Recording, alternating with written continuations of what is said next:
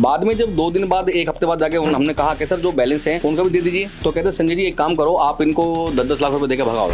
एक कर्मचारी 5-5 जगह काम करना पड़ता, तो ये सारे कारण को निशान लिया है। तो सारे के सारे एक तरफ एक रो में बह गए इनके साथ, या कहीं कोई हादसा होता तब वो कहते हैं हाँ जी यहाँ पे ऐसा होना चाहिए। ये शुरू से क्यों नहीं होता? और ऐसे पद से हमें बिल्कुल भी कोई लालच नहीं है कि जहाँ हमारे कर्मचारी काम ना हो। और ये जो काम है सीधा पीडब्ल्यूडी के जो नाले हैं उनका काम होता है, या जो ड्रेनेज सिस्टम वाले अधिकारी हैं उन सबका काम होता है।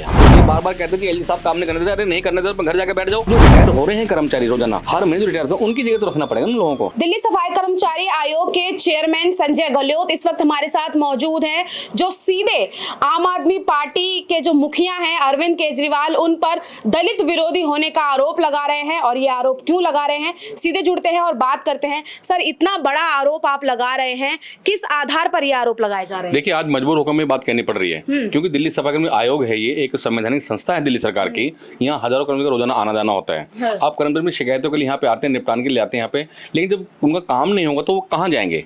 दिल्ली सरकार की जो मैनिफेस्टो है, ये मैनिफेस्टो दिल्ली सरकार का साफ साफ इसमें लिखा हुआ है कि उनकी भर्ती भी करेंगे, लोगों को पक्का भी करेंगे, और जो कर्मचारी एक्सपायर हो जाएंगे उनको मुआवजा भी देंगे। अब उन्होंने काम नहीं किया। Even they don't want to listen the name of सफाई कर्मचारी as well as our community. उनका नाम भी सुनना नहीं चाहते। इसका साफ साफ एग्जाम्पल क्या है कि जो हमारे 54 से सफाई कर्मचारी कोरोना काल में ग्रसित होकर एक्सपायर हो गए, शहीद हो गए कर्मचारी हमारे, तो सिर्फ एक सिंगल सफाई सुनीता वाइफ ऑफ ओमपाल को हमने 1 करोड़ रुपए दिया है। बहुत मुश्किल से हम ले गए सीएम साहब को रिक्वेस्ट करके। बाद में जब 2 दिन बाद 1 हफ्ते बाद जाके हमने कहा कि सर जो बैलेंस है उनका भी दे दीजिए, तो कहते संजय जी एक काम करो, आप इनको 10-10 लाख रुपए देके भगाओ यहाँ से। उस दिन से हमारा मन बहुत दुखी है, क्योंकि जो कर्मचारी की सरकार बनवाते हैं, क्योंकि इनका नाम ये था ना केजरीवाल, जो टाइटल जो है हमारे भी यहाँ पे कोई बैनीवाल होता है, कोई उज्जैन वाला होता है, कोई ऊंटवाल होता है, तो सबने सोचा कि शायद ये वाल्मीकि जाति के होंगे, ऊपर से झाड़ू का निशान लिया है। तो सारे के सारे एक तरफ एक रो में बह गए इनके साथ में, लेकिन अब ऐसा चलने वाला नहीं है। अब असली झाड़ू वाले मैदान में हैं। ये नकली लोग थे, अब असली झाड़ू वाले जो वो मैदान में होंगे, इनको नेस्तनाबूद कर देंगे बिल्कुल सही तरीके से। लेकिन 4 साल लगे आपको, 20 में आप चेयरमैन बनाए गए थे, उनकी गवर्नमेंट को भी इतना टाइम हो गया है, तो अभी क्यों आप जागे हैं और ये आवाज उठा रहे हैं? उससे पहले कहाँ थे? देखिए, 2020 का सारा काम तो उसमें कोरोना में ही चला गया। हम लोगों को देखने में लगे रहे कि कौन, क्योंकि बहुत बड़ी त्रासदी थी हमारे देश में। उसके बाद जब समझ में आने लगा हमारे धीरे धीरे, क्योंकि किसी काम के लिए किसी को कहा भी जाता है और इंतजार भी किया जाता है, क्योंकि देखते फांसी तो नहीं लगा देते किसी को।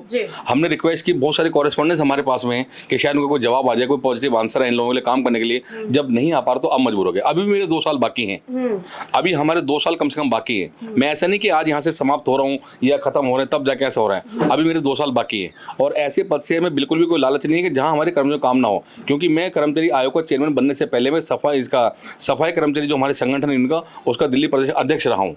इससे अच्छा तो वहीं थे वो, इससे अच्छा तो मैं वहीं काम करता था। कम से कम हजारों लोगों को लेके इनका प्रदर्शन करता था, घरों में कूड़ा भरता था, तो मांग को मनवा लाते थे।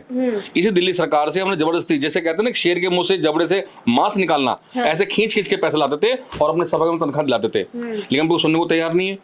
मैं तो कहता हूँ मेरे खिलाफ षड्यंत्र इन्होंने किया, षड्यंत्र करके मुझे यहाँ बिठा दिया ताकि मैं बोल ना सकूं, संवैधानिक पद पे हूँ तो ना बोल सकूं। लेकिन अब सर से पानी हो चुका तो हम भी सब बातें कहने में मजबूर हुए हैं। अब ये इसका कारण 2 साल बाकी हैं, क्या करें? क्या लग रहा है कि 2 साल में जितनी मांगे हैं वो होंगी पूरी? देखिए, अब ऐसा है कि इसके अंदर बिल्कुल हो जाएंगी। यूनिटी स्ट्रेंथ होती है, स्ट्रेंथ जो होते हैं, क्योंकि हमारे पास बल्क में है सफाई कर्मचारी हजारों की संख्या में। अब हम घर घर जाकर बताएंगे, सब लोगों को घर घर जाएंगे और उनके जो कारनामे हुए वो सब बताएंगे, किस प्रकार इन लोगों ने हमारी बात नहीं सुनी और काम नहीं करने दे रहे। काम करने से नहीं देने से मेरा मतलब है हम चिट्ठी तो लिखते हैं, लेकिन उस पर अमल नहीं किया था। अगर आज अमल किया होता तो एक भी सफाई कर्मचारी ऐसा ना होता जो पक्का ना हो गया होता अभी तक भी। अब 2020-24 चल रहा है, 2000 तक के लोग पक्के नहीं हो पा रहे। जब तो बड़े बड़े कहते थे, हमारे साथ प्रेस कॉन्फ्रेंस करते थे, कहते थे जी अगले साल में सबको पक्का कर दूंगा, इकट्ठे पक्का कर देंगे, इसमें कोई आवश्यकता नहीं होती, साइन करो पक्के हो जाएंगे। लेकिन जब उन्होंने जाकर देखा डिटेल में तो नहीं कर पा रहे पक्का। सफाई कर्मचारी आयोग के आप चेयरमैन हैं, तो जाहिर सी बात है जितने भी कर्मचारी अभी काम कर रहे हैं उन पे पकड़ आपकी होगी कि क्या काम करना चाहिए, क्या नहीं करना चाहिए, ये पकड़ आपकी होगी। लेकिन आप ही के थोड़ी ही दूरी पर राजेंद्र नगर में जो घटना हुई वो सीवरेज ब्लॉक के कारण हुई। तो क्या वहां पर कर्मचारी काम नहीं कर रहे थे, या वहां पे कर्मचारी है ही नहीं, या जितनी संख्या में होने चाहिए थे उतनी संख्या में नहीं है? हाँ, ये बिल्कुल इसकी बात है, जवाबदेही क्योंकि कौन है? देखिए ऐसे है ना, दिल्ली में जो एक कर्मचारी की बीट तय होती है उसके स्क्वायर यार्ड के हिसाब से होती है कि एक कर्मचारी को बीट यहाँ पे दी जाएगी। लेकिन चूंकि पिछले 20 वर्षों से कोई भर्ती नहीं हुई है इसमें, और हर महीने आज 31 तारीख महीने का लास्ट दिन है, आज भी सैकड़ों कर्मचारी रिटायर होंगे, लेकिन अब उनकी जगह काम कौन करेगा? एक एक कर्मचारी 5-5 जगह काम करना पड़ता। तो ये सारे कारण हैं। अगर कर्मचारी को सही बीट पर नियुक्त किया जाए, उसके अधिकार समय पर दिया जाए, तो कर्मचारी 10 काम और करेगा उनका फालतू जाके। ये सारे के सारे कारण हैं। ये क्या करते हैं, एमसीडी में इनकी सरकार है, एमसीडी में उन्होंने क्या किया, काली कागजों पे कि जी हमने इतनी गाद निकाल दी नालों से। अगर समय पर वहाँ के संबंधित विधायक ने, वहाँ के संबंधित निगम पार्षद ने या महापौर ने अगर वहाँ विजिट करके इनको देखा होता कि किस प्रकार की यहाँ व्यवस्था है, तो शायद ये नौबत ना आती। वहीं खड़े होकर नान से गाद क्यों नहीं निकलवाई? लेकिन वहां के स्टूडेंट बोल रहे हैं कि आपको भी कई बार कंप्लेंट की गई, आपने भी अनसुनी कर दी उनकी कंप्लेंट। देखिए, हमारे पास अगर कोई शिकायत आती है तो जो कंसर्न अधिकारी उनको फॉरवर्ड कर दिया जाता है यहाँ पे। लेकिन अब वो नहीं कर रहे काम इस बात को। वो कहते हैं जी सफाई कर्मचारी हमारे पास में नहीं है।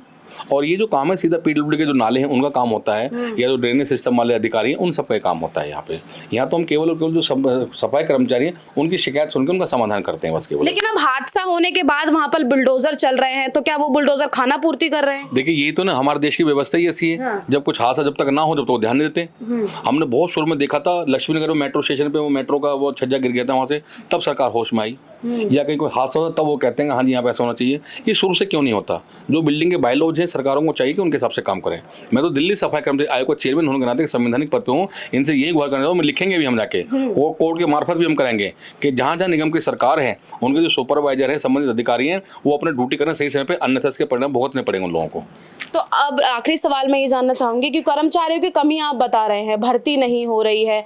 आप 2020 से इस पद पर तैनात है।